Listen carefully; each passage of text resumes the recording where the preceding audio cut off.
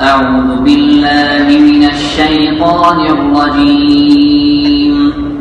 والله جعل لكم من بيوتكم سكنا وجعل لكم من جلود الأنعام بيوتا تستخفونها يوم ظعنكم ويوم إقامتكم ومن أصوافها وأوبارها وأشعارها أثاثا ومتاعا إلى حين.